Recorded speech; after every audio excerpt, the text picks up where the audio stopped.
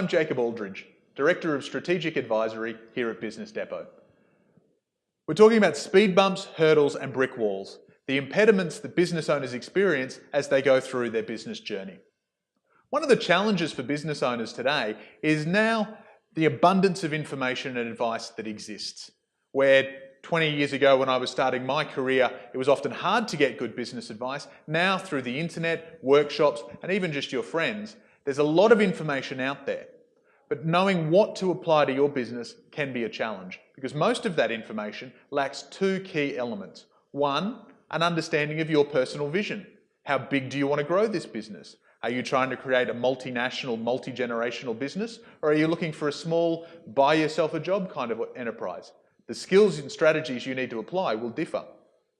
Similarly, knowing where you are along your business journey will have a massive impact as to whether the strategies you design and implement work or fail. So do you know where you are along your journey? Let's walk through it quite briefly. As we go through the journey of business, energetically, the business owner and the business itself will go through periods and waves where they're up, exuberant, excited about the business, or down, feeling a little bit more introspective, or perhaps even stressed, concerned, or apathetic about the business. And this follows a general pattern. In the startup phase, the energy starts off high. We're excited. We're venturing out into a new process. We've got business partners or startup capital. There's a lot of cash and other energy coming in to help us build the energy. Unfortunately, that initial excitement doesn't last. We hit what we call a speed bump. Now, the problem with speed bumps isn't that they're massive and significant obstacles. It's just that if you don't approach them with sufficient speed, you can't actually get over them. And in fact, here in Australia, 50% of businesses that are started fail within the first 3 years. This speed bump is where they die. It's a sad reality that many businesses don't get the momentum that they need to get through that. And so that excitement turns into anxiety, uncertainty, and eventually a desire to shut down the business. For the businesses that make it through that get their business model right, they will move into the scale-up phase. This is where growth in both revenue and profit starts to become a whole lot easier. Each month is better than the previous month. Clients are now coming to you instead of you having to chase them. And this is a phase that can last a decade. It feels fantastic. It feels like it will never end. Unfortunately, in reality, it often does. Because as we reach the pinnacle of this journey, we achieve the initial vision that we set out to achieve. It may be 5, 8, 10 years since startup, we finally realize the success that we wanted to, commercially for ourselves, culturally for the business, maybe even changing the industry or the world. But once you've achieved that, the challenges of the business start to build. Your energy will take a dip.